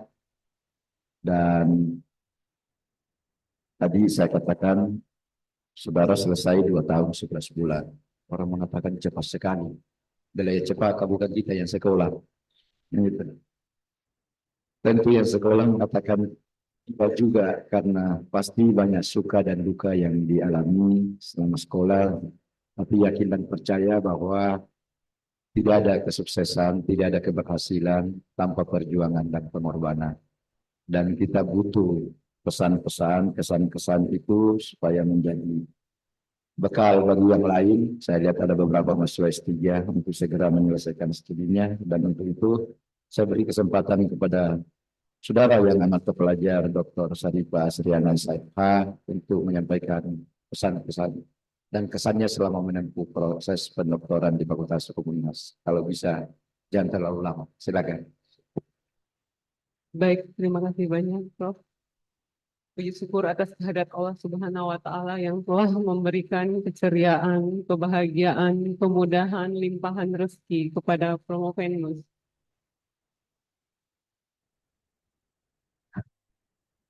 Salawat dan salam kepada junjungan Nabi besar Shallallahu Alaihi Wasallam yang telah membawa kita dari alam kegelapan ke alam terang benderang. Satu bentuk kebahagiaan yang tak terhingga buat saya untuk hari ini, karena diwakili oleh 2 malaikat tak bersayap. Pada hari ini adalah kedua orang tua saya, di mana hari ini Ipa bapak anak tak sudah dokter, yang sempat beberapa kali tertunda.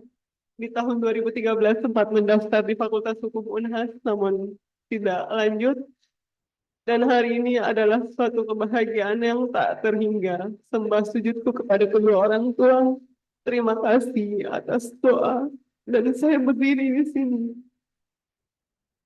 adalah doa dari kedua orang tua saya yang memudahkan langkah saya. Apa jadinya saya ketika saya tidak mendapatkan doa dari kedua orang tua saya? Terima kasih kepada Bapak Profesor Dr. Hamzah Halim SMH telah memudahkan penulis Promovendus dalam proses penyelesaian studi. Terima kasih banyak kepada promotor saya yang amat sangat saya banggakan, di mana saya banyak mendapatkan nilai-nilai hidup dari beliau dengan prinsip beliau ketepatan waktu. Hampir tidak pernah saya melihat beliau telat, bahkan tidak pernah. Dan itu adalah hal yang paling Promovendus bangga, bahwa saya sangat bangga mengenal beliau. Terima kasih banyak Prof. kepada Profesor Dr. Farida Fatitini SHM Prof. Selaku promotor saya, terima kasih banyak. Sosok wanita inspiratif. Sosok wanita yang tangguh, di mana saya banyak pelajaran dari beliau. Terima kasih banyak, Prof. Co-promotor saya, Profesor Dr. Hasbir Paserani, SHMH. Terima kasih banyak, Prof. Yang sangat low profile, bahkan dalam proses penyelesaian studi ketika saya ingin mendapatkan ketenangan, saya langsung datang ke ruangan prof saya, karena pasti akan mendapatkan hal-hal yang membuat saya semangat lagi untuk menyelesaikan disertasi. Terima kasih, Prof. Untuk Profesor Dr. Anwar Brahima, Prof, terima kasih. Prof adalah sosok yang penguji tapi sekaligus pembimbing juga buat saya. Terima kasih banyak, terima kasih Prof. Sutarman Yudo. Terima kasih Prof berkenan untuk hadir berbagi ilmu di sini. Terima kasih banyak Prof. Kepada Prof. Dr. Musakir SHMH, sosok inspiratif, karismatik yang bisa dikatakan profesor ganteng menurut saya. Kan baru bilang dari kemarin.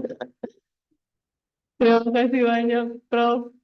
Ibu Dr. Aulia Rifai, terima kasih, Kak. Saya panggil Kakak karena rasanya seperti penguji, rasa pembimbing. Terima kasih sudah memberikan motivasi dan masukan yang sangat bermanfaat. Kepada Ibu Dr. Oki Deviani, SHMH, terima kasih, Ibu. Terima kasih banyak atas kesediaan waktu dan motivasinya, serta berbagi ilmu yang luar biasa kepada Promovendus. Kepada semua teman-teman dan keluarga yang datang dari Baru, dari Bulukumba, dari Takal, teman-teman Fakultas Hukum, teman-teman Magister Hukum, dan teman-teman dari KPK, terima kasih yang tidak bisa saya sebutkan satu persatu yang menghadiri hari ini. Terima kasih banyak, betapa bahagianya saya memiliki kalian. Akhir kata, penulis ingin berterima kasih yang paling besar kepada diri penulis sendiri.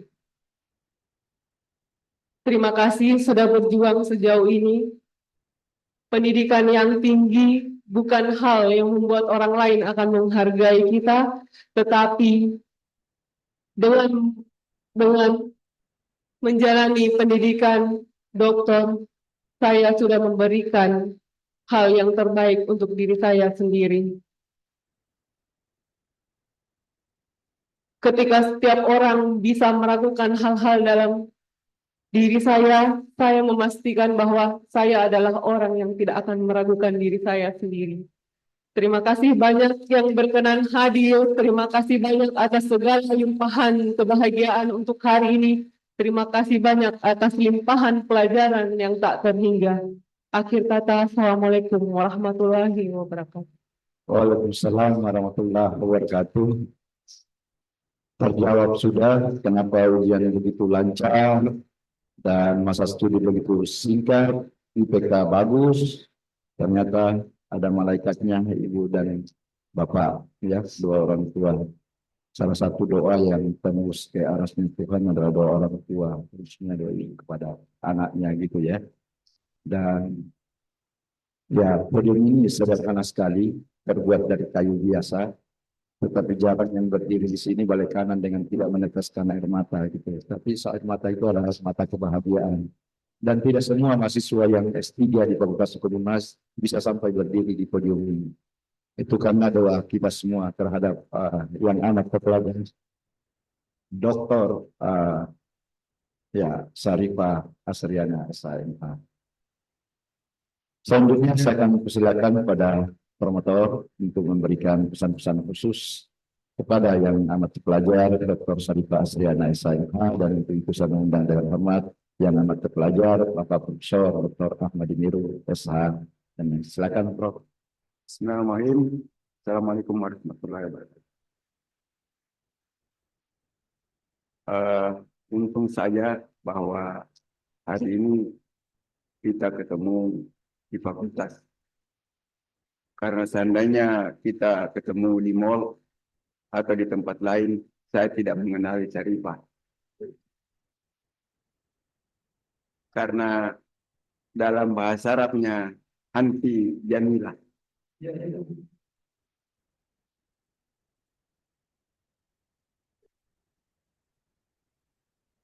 Begini,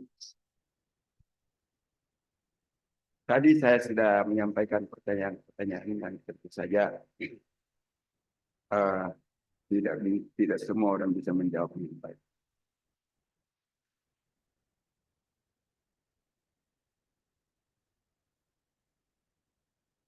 Saya juga sulit bicara kalau berhadapan dengan orang tua Prof.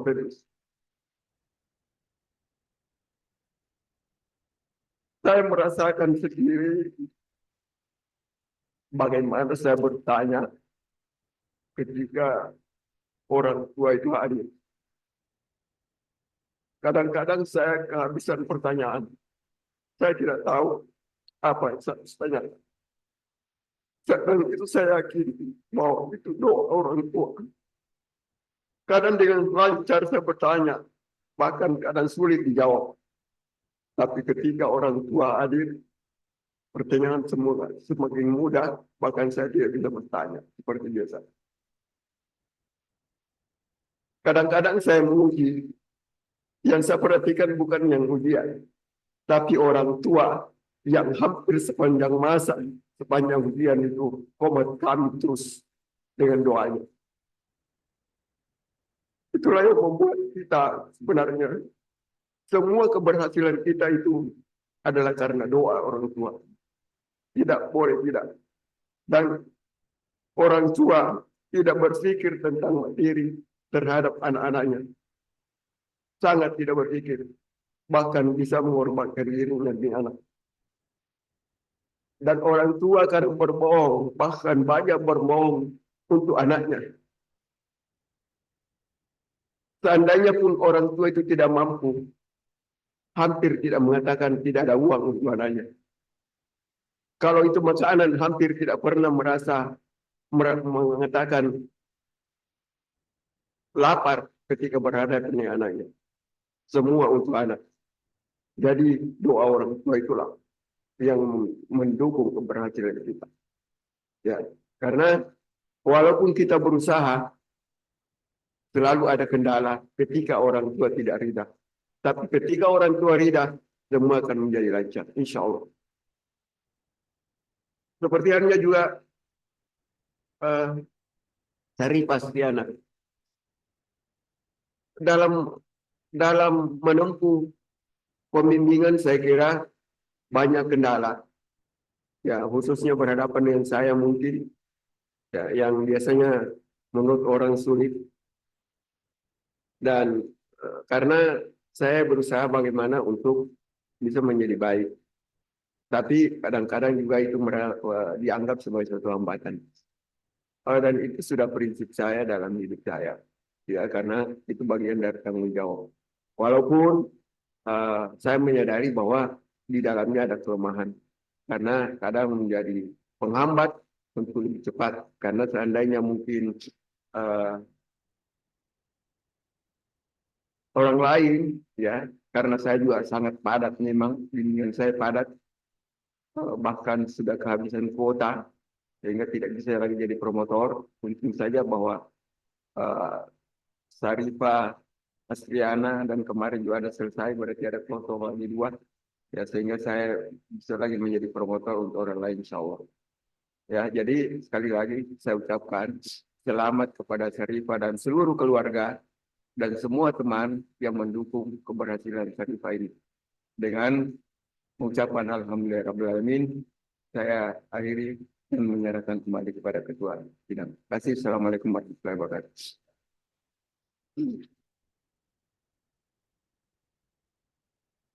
Penyerahan tanda penghargaan dari Rektor Unhas yang diserahkan oleh Dekan Fakultas Hukum Unhas kepada promotor dan penguji eksternal dilanjutkan dengan penyerahan tanda penghargaan kepada masing-masing ko-promotor.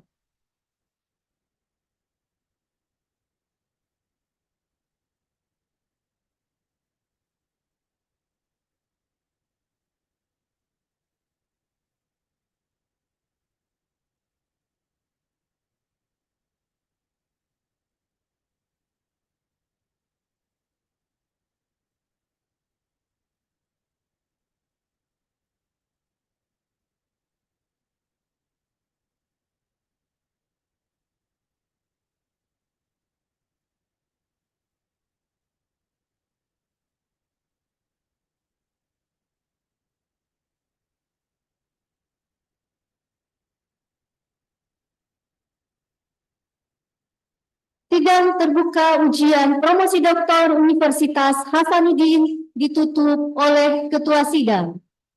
Sebelum saya menutup secara resmi sidang ujian promosi doktor pada hari ini, izinkan saya untuk menyampaikan beberapa hal. Yang pertama, ucapan terima kasih saya mulai kepada tim promotor yang telah bersinergi dengan baik menghasilkan alumni kita dengan masa studi yang sangat cepat, dengan IPK yang sangat bagus sekali. Saya berharap mudah-mudahan ke depan hal ini bisa kita pertahankan dan bahkan kita tingkatkan itu. Yang kedua, ucapan terima kasih juga secara khusus saya ingin sampaikan kepada penilai eksternal yang amat terpelajar, Bapak Profesor Dr. Suparman Yodo SHMHUM atas perkenan dan kesediaannya hadir membantu kami dalam proses pendoktoran di Fakultas Hukum Unhas. Penting saya sampaikan bahwa kehadiran beliau ini adalah sesuatu yang tidak bisa ditawar karena tidak ada sidang promosi doktor tanpa validasi eksternal dan beliau hadir dalam kapasitas untuk itu. Sekali lagi terima kasih Profesor, sehat dan sukses selalu.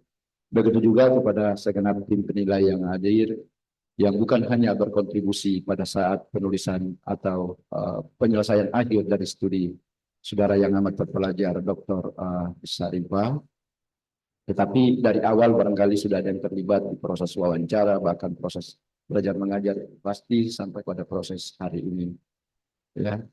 Kemudian ucapan terima kasih juga saya tujukan kepada segenap yang hadir yang telah mengikuti sidang ujian promosi doktor ini dengan tertib sehingga sidang ujian promosi doktor ini dapat berlangsung secara lancar dan hikmat. Saudara yang amat terpelajar Dr. Sarifah, ya. Pada nama saudara malaikat gelar akademik yang saudara peroleh di alma mater ini, kata orang alma mater itu artinya ibu kandung. Ya, tadi Prof. Ahmadi ya tidak bisa menahan perasaan dan menyaksikan kedua orang tua saudara yang sesungguhnya saudara bertempur dengan penuh cita, tapi di belakang Anda juga dua orang ini tidak kalah pentingnya bertempurnya dengan doa gitu. Dan saya coba-coba buka, ternyata memang ada. Saya temukan dua hadis yang menjelaskan bahwa yang pertama dari Abdullah bin Umar, beliau mengatakan bahwa Rasulullah SAW pernah bersabda bahwa ada 3 doa yang mustajab atau dikabulkan yang tidak ada keraguan di dalamnya. Yang pertama adalah doa orang tua, yang kedua adalah doa orang yang berpuasa, dan yang ketiga adalah doa orang yang dizalimi. Ini hadis riwayat Tirmizi, Ibnu Majah dan Ahmad. Kurangi ini Ahmadi. Hadis yang kedua dari Abu Hurairah sama mengatakan 3 doa mustajab tanpa keraguan adalah doa orang yang tersalimi, doa musafir, dan doa orang tua terhadap anaknya. Ini hadis riwayat Bukhari dan Muslim. Jadi bagi mahasiswa S3 yang nanti pengujinya Prof. Muhammadi atau pembimbingnya sudah tahu ya kartu asnya, bawa orang tua menghadir di sini dan suruh komat kami terus sampai selesai promosinya supaya Prof. Muhammadi tidak bisa bertanya. Itu saya kira, dan sekali lagi kembali bahwa gelar ini melekat di nama saudara, jangan lupakan alma mater dan jaga nama baik alma mater dengan menjaga keilmuan, tutur kata, sikap, dan perbuatan. Dengan begitu secara otomatis ya Anda telah menjaga nama baik alma mater kita. Saya kira itu, semoga Tuhan senantiasa membimbing dan merahmati kita semua, dan dengan ucapan syukur alhamdulillahirabbil alamin, sidang ujian promosi doktor pada hari ini saya nyatakan ditutup. Lebih dan kurangnya mohon dimaafkan. Wabillahi taufiq wal hidayah. Assalamualaikum warahmatullahi wabarakatuh. Selamat siang dan salam sejahtera untuk kita semua. Dr. Sarifah Asriana SHMH beserta keluarga disilahkan mengambil tempat untuk menerima ucapan selamat. Ucapan selamat dimulai oleh Dekan Fakultas Hukum Unhas selaku Ketua Sidang, dilanjutkan berturut-turut oleh promotor, ko-promotor, dan tim penguji.